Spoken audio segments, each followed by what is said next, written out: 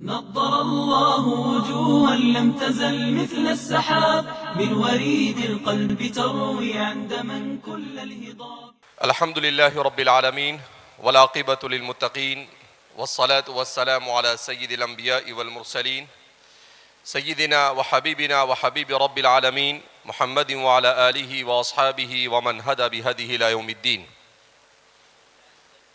برادران اسلام، ہم خوب اچھی طرح جانتے ہیں کہ ہم جس دور سے گزر رہے ہیں یہ مسلمانوں کے لیے اس ملک میں ہی نہیں بلکہ دنیا کے ہر خطے میں بڑا نازک دور ہے.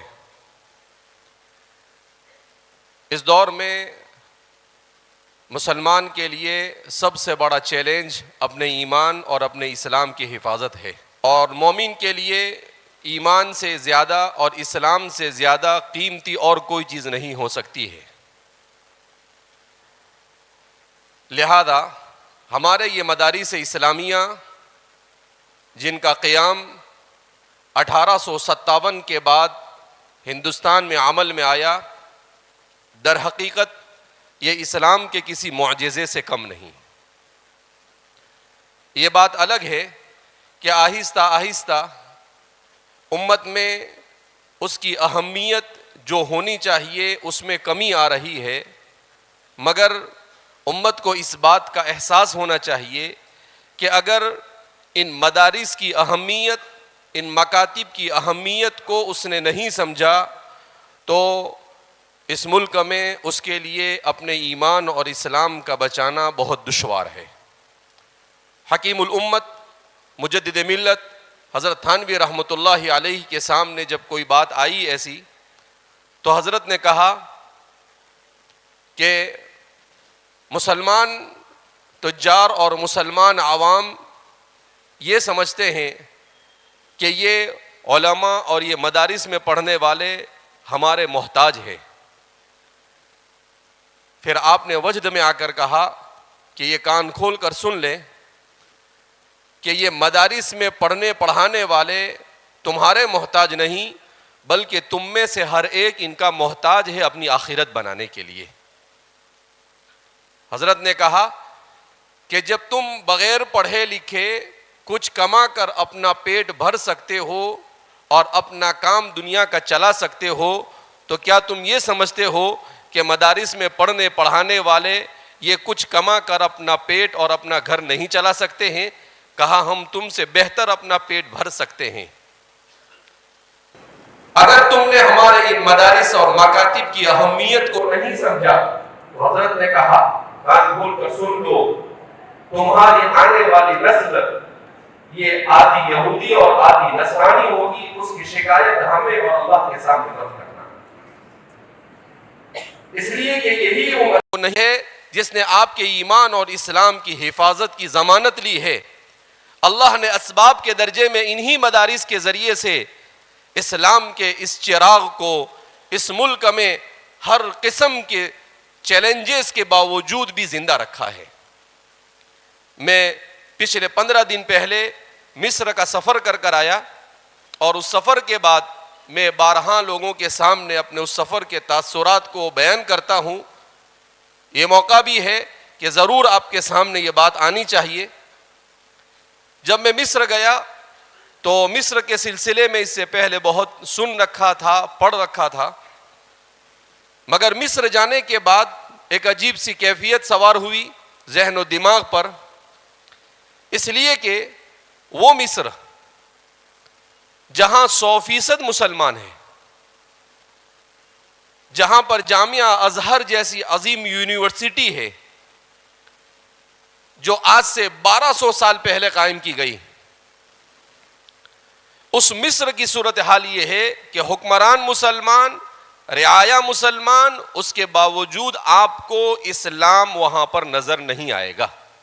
آپ کی آنکھیں اسلامیت کو دیکھنے کے لیے وہاں ترس جائے گی. مجھے 3 دن تک وہاں پر اسلام ڈھونڈنے سے بھی نظر نہیں آیا. کیوں؟ اس کی وجہ یہ کہ ان لوگوں نے دینی تعلیم کی وہ اہمیت نہیں دی جو اہمیت ہمارے اکابرین نے اس ملک میں دی. انہوں نے جیسے دنیا کی تعلیم کا نظام ہوتا ہے اپنے نظام کو اس طرح تو کر دیا، مگر اس طرح کے نظام سے ایسے علماء وجود میں نہیں آ سکے جو علماء مکمل طور پر اسلامی تہذیب و تمدن کے محافظ ہو. جس کے صورتحال یہ کہ جمعہ کے دن جب ہم مسجد میں پہنچے تو قاری صاحب قرات کر رہے تھے اور قاری صاحب کے چہرے پر نہ داڑھی تھی نہ مچھ، مکمل طور پر ایسا لگتا تھا کہ حضرت ابھی کلین شیو کر کر تازہ تازہ آئے. اس کے بعد خطیب صاحب خطبے کے لیے کھڑے ہوئے، بڑی عمر کے تھے، ان کے چہرے پر بھی بہت مشکل سے خشخشی داڑھی بلکہ خوشی داڑھی تھی.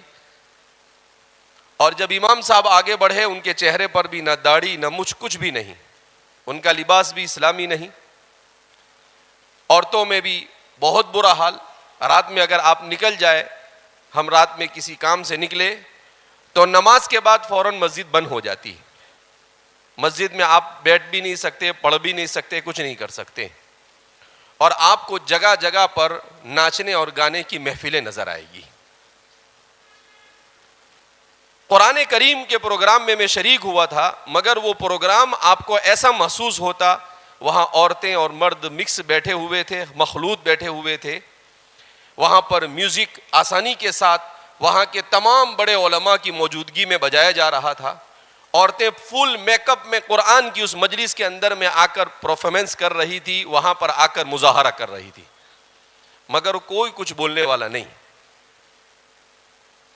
تو مجھے یاد آیا کہ اللہ رب العزت جزا خیر عطا فرمائے ہمارے علماء کو کہ اس ملک میں بھی اسلام کو اسی طریقے سے ختم کرنے کی کوشش کی گئی تھی. اور لارڈ میکالے نے کہا تھا 1833 میں کہ میں اسلام کو اس ملک سے 50 سال میں ایسے ختم کر دوں گا کہ کہیں پر اسلام کا نام و نشان نظر نہیں آئے گا. الحمدللہ 190 سال کے بعد اس ملک میں ہی نہیں، اس کے اطراف و اکناف میں ملا کر 70 کروڑ سے زیادہ مسلمان آج بھی موجود ہے اور انگریز ڈھونڈنے سے نظر نہیں آتا ہے. جاء الحق وزهق الباطل ان الباطل كان زهوقا. چاہے کتنے ہی اسباب اور کتنی وَمَكَرُوا وَمَكَرَ اللَّهُ وَاللَّهُ خَيْرُ الْمَاكِرِينَ، اللہ سے بہتر تدبیر کرنے والا کوئی نہیں ہو سکتا ہے. آپ کو تعجب ہوگا، ترکی جو خلافت اسلامیہ جس نے 800 سال تک عالم اسلام کی قیادت کی، وہاں پر بھی پچھلے 100-150 سال میں اسلام کے ساتھ کیا کیا گیا. آج بھی صورتحال قدرے ٹھیک ہوئی ہے، مگر ہمارے جیسی صورتحال آج بھی وہاں نہیں ہے. حجاز مقدس جہاں پر کتاب اللہ کا نزول ہوا، جہاں پر پوری شریعت کو عملی طور پر جامہ پہنایا گیا، اس حجاز مقدس سے بھی آج اسلام کو اور اسلامیت کو نکالنے کی کوششیں کی جا رہی ہے. تو میرے بھائیو، دوستو اور بزرگوں، یہ میرے اور آپ کے لیے سعادت کی بات ہے کہ اللہ رب العزت نے ہمارے اس خطے کو فتنوں کے اس دور میں اسلام کی سربلندی کے لیے قبول کیا. یہی ہمارے مدارس ہے. انہی مدارس سے پڑھے ہوئے صرف بر صغیر اور ہندوستان ہی نہیں، دنیا کے چپے چپے میں اسلام کی وہ خدمت انجام دے رہے ہیں جس کی نظیر تاریخ میں آپ کو نہیں مل سکتی ہے. چاہے آپ یورپ میں چلے جائیں، چاہے آپ برطانیہ چلے جائیں، چاہے آپ افریقہ چلے جائیں، کہیں بھی چلے جائیں. تو میں نے سوچا کہ آخر ایسا کیوں ہوا؟ تو 2 وجہ سمجھ میں آئی. ایک وجہ تو یہ سمجھ میں آئی کہ اللہ رب العزت دنیا کو یہ بتانا چاہتا تھا کہ میں اگر اپنے دین کی حفاظت پر آؤں، مجھے حکومت کی ضرورت نہیں، مجھے دولت کی ضرورت نہیں، مجھے کثرت کی ضرورت نہیں، میں اپنے دین کی حفاظت ہندوستان کے کمزور مسلمانوں سے 80% غیروں کے درمیان رہ کر بھی کر سکتا ہوں. وَمَا ذَلِكَ عَلَى اللَّهِ بِعَزِيزٍ. یہ اسلام کا معجزہ ہے. اور دوسرا، اللہ رب العزت جزا خیر عطا فرمائے اسباب کے درجے میں کہ ہمارے علماء نے محنت یہ کی، ہر جگہ پر اسلام کو بچانے کے لیے لوگ کھڑے ہوئے، بڑی قربانیاں دی، ترکی ہو، مصر ہو، ہر جگہ پر، مگر انہوں نے سیاست کے میدان سے اسلام کو بچانے کی کوشش کی. ہمارے علماء نے زندگی کے ہر طبقے کے ہر قسم کے لوگوں میں دین کو زندہ رکھنے کی فکریں اور کوششیں کی. سب سے پہلے مدارس کو قائم کیا تاکہ علماء امت کو ملے، اور جگہ جگہ پر جا کر امت کو دین کے ساتھ وابستہ رکھنے کی کوشش کرے، اور دوسرے نمبر پر مکاتب کا جال بچھایا تاکہ ہمارے چھوٹے بچوں میں دین زندہ رہ سکے۔ اس کے بعد دعوت و تبلیغ کا اللہ رب العزت نے نظام جاری کیا، جس نے بڑوں میں دین کو زندہ رکھنے کا اہم ترین فریضہ انجام دیا، اور پھر اس کے بعد خانقاہی نظام کو اللہ نے جاری کیا، جس نے عوام اور خواص میں تزکیے نفس کا بہت ہی بہترین کام کیا ہے۔ تو ان چاروں تحریکوں نے مل کر اس ملک میں اسلامیت کو بچانے میں جو رول ادا کیا ہے، اس کی نظیر آپ ہماری اس دنیا کی آخری 400 سالہ تاریخ میں کہیں پر نہیں پا سکتے ہیں۔ اس کے ساتھ ساتھ اس وقت ضرورت اس بات کی تھی کہ امت عصری تعلیم کی طرف تیزی کے ساتھ جا رہی ہے، اور ہندوستان کا مسلمان بھی تیزی کے ساتھ عصری تعلیم کے حاصل کرنے کی خواہش کر رہا ہے، اور ہمارا ہر گھر یہ چاہتا ہے کہ اس کے گھر میں ڈاکٹر اور انجینئر بن جائے۔ تو اللہ رب العزت نے والد صاحب کو اور جامعہ کو اس کام کے لیے منتخب کیا۔ وہ اس طور پر کہ آج سے تقریباً 35 سال پہلے حضرت قاری صدیق صاحب باندوی نور اللہ مرقدہ نے والد صاحب سے کہا کہ مولانا غلام آپ اپنے یہاں پر اسکول اور کالج شروع کرو۔ تو والد صاحب نے کہا کہ حضرت اسکول اور کالج شروع کریں گے، لیکن لوگ فتوے شروع کر دیں گے کہ بھئی یہ نئی بدعت کہاں سے آئی۔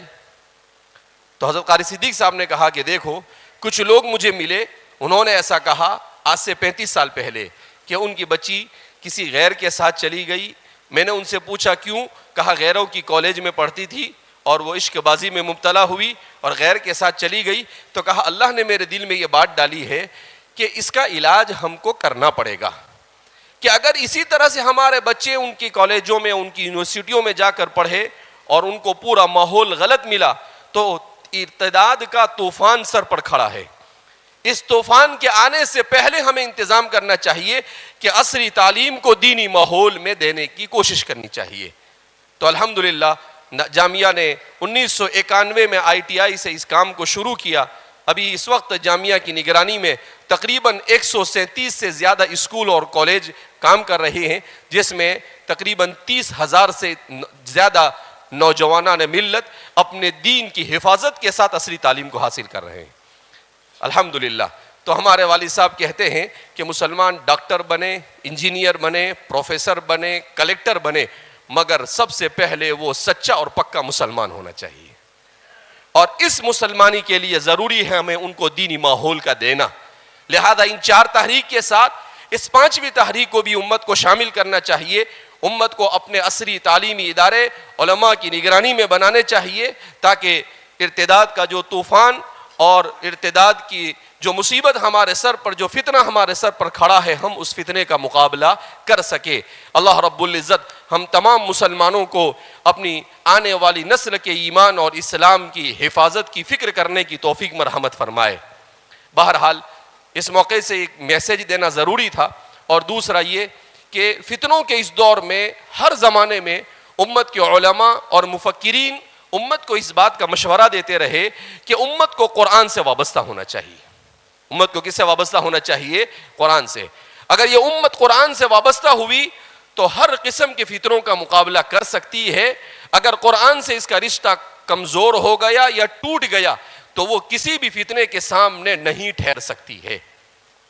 لہذا اس بنا پر امت کے ہر فرد کو قرآن کریم کے پڑھنے پڑھانے کا انتظام کرنا چاہیے، سیکھنا چاہیے۔ میں غزہ کا قصہ ہر جگہ پر سناتا رہتا ہوں کہ غزہ میں جب آج سے تقریباً 50 سال 60 سال پہلے اسرائیلی وہاں پر ریاست قائم ہوئی، اس کے بعد انہوں نے محنت کر کر وہاں کے مسلمانوں میں مغربی کلچر کو عام کیا اور وہ دین سے دور ہو گئے۔ تو شیخ احمد یاسین نے 1992 میں سوچا اور سوچنے کے بعد کہا کہ بھائی اگر ہماری نسلیں اس طرح سے دین سے دور ہو گئی تو ہم تو وطن سے محروم ہوئے ہیں، اسلام سے بھی محروم ہو جائیں گے، اس کا کیا کرنا چاہیے؟ تو آپ نے کہا کہ بھائی اس کے سلسلے میں کچھ سوچنا چاہیے۔ تو ہمارے ہندوستان ہی کے طرز پر انہوں نے حفظ قرآن کریم کا انتظام کیا وہاں پر، اور الحمدللہ وہاں پر حضرت احمد یاسین نور اللہ مرقدہ نے محنت کی اور کہا کہ اگلے 10 سال میں ہر گھر میں ایک حافظ ہونا چاہیے. اس کے بڑے اچھے اثرات مرتب ہوئے. اس کے بعد جامعۃ الغزہ الاسلامیہ، غزہ اسلامک یونیورسٹی قائم کی، جن میں ان کو مزید دین سکھانے کے ساتھ ساتھ میں عصری تعلیم سے بھی وابستہ کیا، تو وہ عصری میدان میں بھی آگے بڑھے. اور پھر اس کے بعد انہوں نے اعلان کیا کہ اگلے 10 سال میں 50% غزہ کے لوگ حافظ ہونے چاہیے. پھر اس کے بعد اعلان کیا 2012 میں ان لوگوں نے کہ اگلے 10 سال میں غزہ میں ہر آدمی قرآن کا حافظ ہونا چاہیے. تو اس وقت غزہ کی صورتحال یہ ہے کہ 23 لاکھ لوگوں میں سے تقریباً 22 لاکھ لوگ قرآن کے حافظ ہیں. کتنے لوگ قرآن کے حافظ ہیں؟ 22 لاکھ لوگ، 95% سے زیادہ سب قرآن کے حافظ. اسی لیے وہ اتنے ایسے حالات ہیں کہ ان کے گھر توڑ دیے گئے ہیں، وہ بھوک اور پیاس سے مر رہے ہیں، مگر اس کے باوجود ایمان پر ایسی استقامت کے ساتھ کھڑے ہیں کہ انسان حیران ہو جاتا ہے. یورپ میں ہزاروں لوگ ان کے اس استقامت کو دیکھ کر اسلام میں داخل ہو رہے ہیں. وہ کیا کہتے ہیں؟ اے اللہ میری اولاد فدا ہے، میری جان فدا ہے، اے اللہ میرا سب کچھ قربان ہے، بس تو راضی ہو جا.